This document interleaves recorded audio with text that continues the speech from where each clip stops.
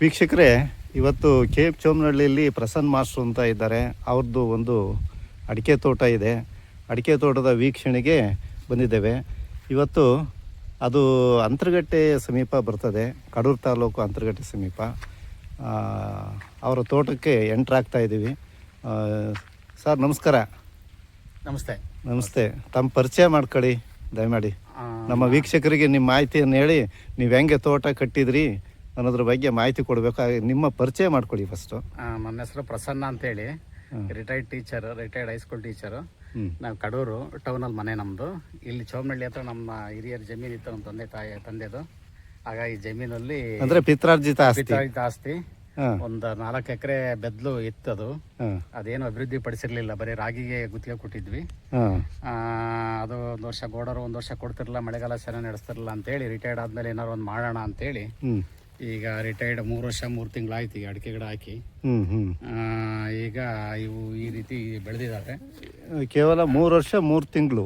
3 ವರ್ಷ 3 ತಿಂಗಳಾಯ್ತು. ಈಗ ಪರವಾಗಿಲ್ಲ, ಚೆನ್ನಾಗಿ ಬಂದಿದೆ. ಸ್ವಲ್ಪ ಕೆಲವು ಮಾತ್ರ ವೀಕ್ ಇದಾವೆ, ಮ್ಯಾಕ್ಸಿಮಮ್ ಚೆನ್ನಾಗಿ ಬಂದಿದೆ. ಇದು ಒಂದ್ ಸ್ವಲ್ಪ ಕಲ್ಗೊಚ್ಚನೆಲ್ಲ ಇದು. ಹಾಗಾಗಿ ಒಂದ್ ಸ್ವಲ್ಪ ನಾವು ಈಗ ಅಡಿಕೆ ಗಿಡ ಹಾಕ್ಬೇಕಾರೆ ಈ ಸೇರ್ಗುಂದಲ್ಲಿ ಮಿಷಿನ್ ಅಲ್ಲಿ ಇಡಿಸಿ ಹಾಕಿದ್ವಿ. ಅದು ಏನ್ ಬಹಳ ಅಡಿಕೆ ಬಗಿಲಿಲ್ಲ, ಕಲ್ಲು ಅಡಿಕೆ ಬೇರ್ಗಳು ಸರಿಯಾಗಿ. ಅಂದ್ರೆ ನೀವು ಈಗ ಅಡಿಕೆ ಗಿಡವನ್ನ ನಾಟಿ ಮಾಡ್ಬೇಕಾದ್ರೆ ಸ್ವಲ್ಪ ಆಳಕ್ಕೆ ಆಳವಾಗಿ ಅಂದ್ರೆ ಇಟಾಚಿ ಬರುತ್ತಲ್ಲ, ಇಟಾಚಿಲಿ ಒಂದೊಂದು ಬಕೆಟ್ ತಗ್ಸಿ ನೀಟಾಗಿ ಹಾಕ್ಬಿಟ್ರೆ ಎಲ್ಲಾ ಗಿಡಗಳು ಒಂದೇ ಸಮಕ್ಕೆ ಬರ್ತವೆ, ಯಾವ ಏನು ಕೊರತೆ ಆಗಲ್ಲ. ಈಗ ಒಂದ್ ಗಿಡ ಹೆಚ್ಚು ಒಂದ್ ಗಿಡ ಕಡಿಮೆ ಇರೋದಕ್ಕೆ ಕಾರಣ ಬೇರುಗಳು ಹೋಗಕ್ಕೆ ಅದು ಗಟ್ಟಿಯಾಗಿರೋದು, ಗಟ್ಟಿಯಾಗಿರಲ್ಲ, ಗಟ್ಟಿ ಇದೆ, ಗಟ್ಟಿ ಇದೆ ನೆಲ. ಹಂಗಾಗಿ ನಾನು ಹೋಗುಣೆ ಬಗದಾಗ ನನಗೆ ಗೊತ್ತಾಯ್ತದು. ಹೋಗುಣೆ ಹೋದ್ವಲ್ಲ, ಅವನ್ನೆಲ್ಲ ಬಗದ್ ಹಾಕಿದ್ನಲ್ಲ, ಕೆಲವು ಲ್ಯಾಬ್ಸ್ ಆಗಿರೋ 3000 ಗಿಡಕ್ಕೆ ಒಂದ್ 300-400 ಹೋಗುಣ ಹೋದ್ವು ಇದ್ರಲ್ಲಿ. ಅವಾಗ ನಾನು ಇದಾದ್ವಲ್ಲ, ಬನ್ನಿ ನಿಮ್ ತೋಟ ನೋಡ್ತಾ ಹಾಗೆ ಮಾತಾಡೋಣ. ಬಗದಾಗ ಅದಾಗ ನನಗೆ ಗೊತ್ತಾಯ್ತು, ಬೇರ್ಗಳು ಹೋಗಕ್ಕೆ ಅವಕ್ಕೆ ಅವಕಾಶ ಆಗ್ಲಿಲ್ಲ. ಎಲ್ಲ ಕಲ್ಲು ರುಚಿಗಲ್ಲು ಅಂದ್ರೆ ದಪ್ಪದ ಕಲ್ಲೇ, ಒಳ್ಳೆ ಬೋಲ್ಡರ್ಸ್ ಇಟ್ಟಾಯ್ತು. ಅವೆಲ್ಲ ಇರವು ಬಗದಾಗ ಸಿಗದವು. ಹಂಗಾಗಿ ಅವನ್ನ ಅಂದ್ರೆ ಅಲ್ಲಿಗೆ ಇದು ಮೊದಲನೇ ಪಾಯಿಂಟ್. ಅದು ನಮ್ಮ ವೀಕ್ಷಕರಿಗೂ ಗೊತ್ತಾಗ್ಲಿ. ಅಂದ್ರೆ ನಾವು ಅಡಿಕೆ ಗಿಡಗಳನ್ನ ನಾಟಿ ಮಾಡ್ಬೇಕಾದ್ರೆ ಫಸ್ಟ್ ಗುಣಿ ಮಾಡೋದು ಬಹಳ ಇಂಪಾರ್ಟೆಂಟ್. ಗುಣಿ ಬಹಳ ಇಂಪಾರ್ಟೆಂಟ್. ಗುಣಿನ ಬಹಳ ನೀಟಾಗಿ ಗುಣಿ ಮಾಡ್ಕೊಂಡು ಅಗಲವಾಗಿ ಗುಂಡಿ 1.5 ಅಡಿ ಮಾಡ್ಕೊಂಡ್ರೆ ಚೆನ್ನಾಗೆ. 1.5 ಅಡಿ ಗುಂಡಿ ಮಾಡ್ಕೊಂಡು ಅದಕ್ಕೊಂದಿಷ್ಟು ಗೊಬ್ಬರ ಕಸ ಎಲ್ಲ ತುಂಬಿ, ಒಳ್ಳೆ ಮಣ್ಣು ಗೊಬ್ಬರ ತುಂಬಿ ಗಿಡ ಇಟ್ಬಿಟ್ರೆ ಎಲ್ಲಾ ಗಿಡಗಳು ಬಹಳ ಹೆಲ್ತಿಯಾಗಿ ಬಹಳ ಚೆನ್ನಾಗಿ ನೀಟಾಗಿ ಬರ್ತವೆ. ನಾವೇನ್ ಮಾಡ್ತೀವಿ ಅಂತಂದ್ರೆ ಅರ್ಜೆಂಟ್ ಅಲ್ಲಿ ಅಷ್ಟೆಲ್ಲ ಮಾಡಕ್ ನಾವು ಪ್ರಯತ್ನ ಮಾಡದೇ ಇರೋದ್ರಿಂದ ಗಿಡಗಳು ಒಂದೇ ಸಮ ಇಲ್ಲ. ಆದ್ರೂ ಚೆನ್ನಾಗಿ ಬಂದಿದೆ, ಬಟ್ ಒಂದೇ ಸಮಕ್ಕಿಲ್ಲ, ಕೆಲವು ವೀಕ್ ಇದಾವೆ. ವೀಕ್ ಆಗಿರಕ್ಕೆ ಕಾರಣ ಅದೇ, ಬೇರು ಹೋಗ್ಲಿಕ್ಕೆ ಜಾಗ ಇಲ್ದಿರದೆ. ಆಮೇಲೆ ಇದಕ್ಕೆ ಈ ಗಿಡಗಳಿಗೆಲ್ಲವ ಇದು ವೈಟ್ ಸುಣ್ಣ ಹೊಡೆದಿದ್ದೀರಾ? ಏನಿದು? ಸುಣ್ಣ ಹೊಡೆದಿದ್ದೀವಿ. ಸುಣ್ಣ ಅಂದ್ರೆ ಈಗ ಅಲ್ಲಿ ಬಸ್ ಸ್ಟ್ಯಾಂಡ್ ಅಲ್ಲೆಲ್ಲ ಮಾರ್ತಾರಲ್ಲ, ಆ ಸುಣ್ಣ ತಂದು ಹೊಡೆದಿದ್ದೀರಾ? ಸುಣ್ಣನೇ ನಾವು ಅಂಗಡಿಗಳಲ್ಲಿ ತಂದಿದ್ದೀವಿ. ಸ್ವಲ್ಪ ಹೋಲ್ಸೇಲ್ ರೇಟ್ ಅಲ್ಲಿ 30 ರೂಪಾಯಿ ಕೆಜಿ. ಸುಣ್ಣದ ಫ್ಯಾಕ್ಟ್ರಿಗಳಲ್ಲಿ ಹೋಗಿ ಕಡೂರಲ್ಲಿ ಇದೆ, ಎಲ್ಲ ಟೌನ್ ಅಲ್ಲಿ ಸಿಗುತ್ತೆ. ಅಂದ್ರೆ ನೀರಿಗೆ ಮಿಕ್ಸ್ ಮಾಡ್ಕೊಂಡು ಹೊಡಿಬೇಕಾ? ನೀರಿಗೆ ಮಿಕ್ಸ್ ಮಾಡ್ಕೊಂಡು ಹೊಡಿಬೇಕು. ನೀರು ಒಂದ್ ಸ್ವಲ್ಪ ಬೆಲ್ಲ. ಇಲ್ಲೊಂದು ಗಿಡ ನೋಡ್ರಿ, ಇದು ಯಾಕೆ ಇಲ್ಲಿ ಯಾಕಾಗಿದೆ ಬಿದ್ದಿದೆ.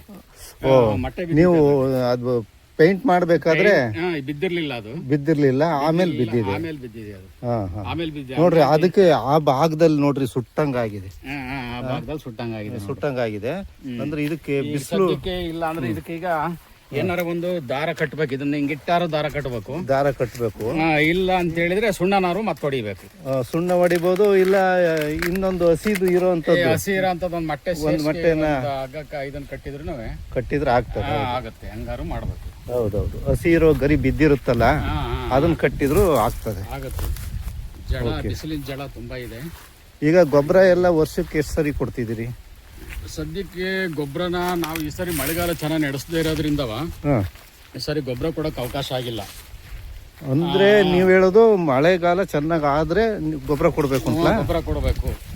ಮಳೆಗಾಲ ಚೆನ್ನಾಗಾಗಲ್ಲ ಅಂದ್ರೆ ಈ ಬೋರ್ ನೀರಿಗೆ ನಾವು ಗೊಬ್ಬರ ಎಲ್ಲಾರು ಹಾಕಿದ್ರೆ ಹಾಂ ಬೋರ್ ನೀರು ಸಫಿಷಿಯೆಂಟ್ ಇರಲ್ಲ. ಸಬ್ಸೆಂಟ್ ಅಂದರೆ ಗೊಬ್ಬರ ಕೊಟ್ಟಾಗ ನೀರು ಸಬ್ಸೆಂಟ್ ಕೊಡಬೇಕು. ಸಫಿಷಿಯೆಂಟ್ ಅಂದ್ರೆ ನಾವು ಚೆನ್ನಾಗಿ ಊಟ ಮಾಡಿದಾಗ ಆಮೇಲೆ ಒಂದು ಅರ್ಧ ಗಂಟೆ ಆದ್ಮೇಲೆ ಚೆನ್ನಾಗಿ ನೀರು ಕುಡಿಬೇಕಲ್ಲ, ಹಾಗೆ ಆ ಥರ. ಹಾಂ ಹಾಂ ಹಾಂ. ಈ ಬರೀ ನಾವು ಇಲ್ಲಾರ ಅಕಸ್ಮಾತ್ ಗೊಬ್ಬರ ಹಾಕಿದ್ರೆ ಜಾಸ್ತಿ ಹಾಂ ನೀರು ಸರಿಯಾಗಿ ಬಿಡದೇ ಇದ್ರೆ ಹಾಂ ಗಿಡ ಡಲ್ ಆಗ್ಬಿಡ್ತವೆ, ಆಮೇಲೆ ಗಿಡ ಒಣಗೋ ಸಾಧ್ಯತೆಗಳು ಇರ್ತಾವೆ ನಾವು ಸರಿಯಾ. ಹಾಂ ಹಾಂ. ಹಾಗಾಗಿ ಹ್ಞೂ ನಾವು ನೀರು ಚೆನ್ನಾಗಿದ್ರೆ ಗೊಬ್ಬರ ಹಾಕ್ಬೋದು.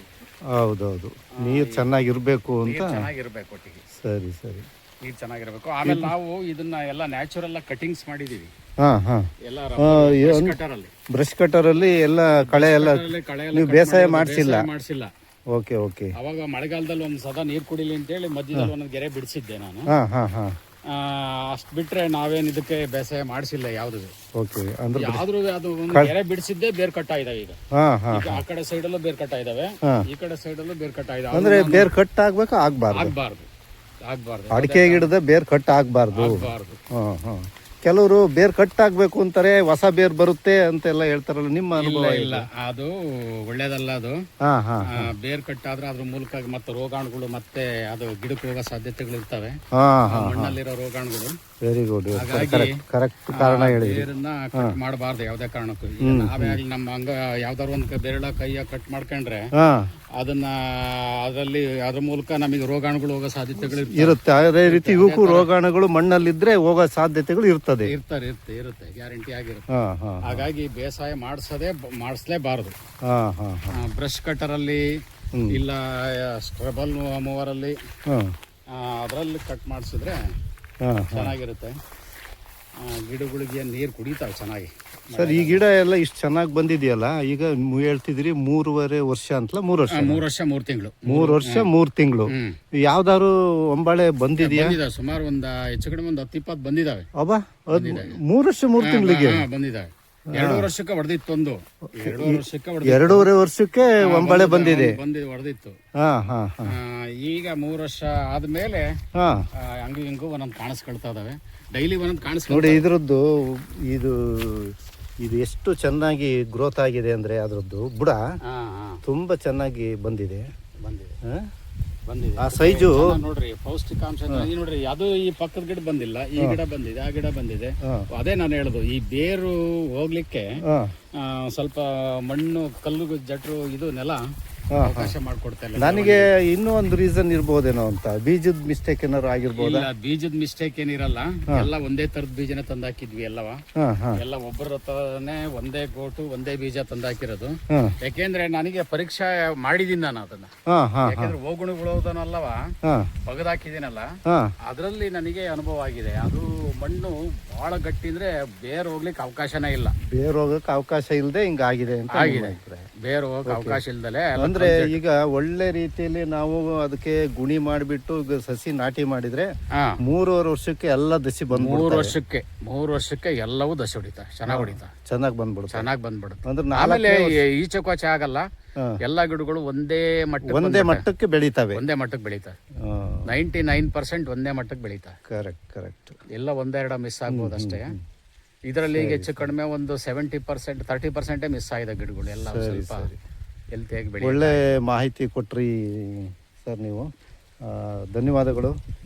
ನಮ್ಮ ವೀಕ್ಷಕರಿಗೆ ನೋಡಿ, ಇವರು ಅಡಿಕೆ ಗಿಡವನ್ನು ನಾಟಿ ಮಾಡ್ಬೇಕಾದ್ರೆ ಏನೆಲ್ಲ ಕ್ರಮ ವಹಿಸಬೇಕು, ಆಮೇಲೆ ಇದಕ್ಕೆ ಯಾಕೆ ಸುಣ್ಣವನ್ನು ಬೆಳೆದಿದ್ದಾರೆ, ಆಮೇಲೆ ಏನು ಗೊಬ್ಬರವನ್ನು ಯಾವಾಗ ಕೊಡಬೇಕು, ನೀರಿನ ಲಭ್ಯತೆ ಹೆಚ್ಚಿಗೆ ಇಲ್ಲದೆ ಇದ್ದರೆ ಗೊಬ್ಬರವನ್ನು ಕೊಡಬಾರ್ದು ಅಂತ ಕೂಡ ಹೇಳ್ತಾರೆ.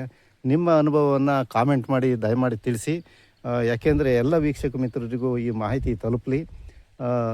ಇದುವರೆಗೆ ವಿಡಿಯೋವನ್ನು ವೀಕ್ಷಿಸಿದ ತಮಗೆಲ್ಲರಿಗೂ ಕೂಡ ಅನಂತ ಧನ್ಯವಾದಗಳು. ಇನ್ನೊಮ್ಮೆ ಉತ್ತಮ ವಿಡಿಯೋದೊಂದಿಗೆ ಬರ್ತೇನೆ. ನಿಮ್ಮ ಸಹಕಾರ ಹೀಗೆ ಇರಲಿ. ಧನ್ಯವಾದಗಳು. ನಮ್ಮ ಚಾನಲ್ ಸಬ್ಸ್ಕ್ರೈಬ್ ಮಾಡಿ ಹಾಗೂ ವಿಡಿಯೋವನ್ನು ಲೈಕ್ ಮಾಡಿ, ಶೇರ್ ಮಾಡಿ ಎಂದು ಕೇಳ್ಕೊಳ್ತಾ ಇನ್ನೊಮ್ಮೆ ಧನ್ಯವಾದಗಳು ಸ್ನೇಹಿತರೆ.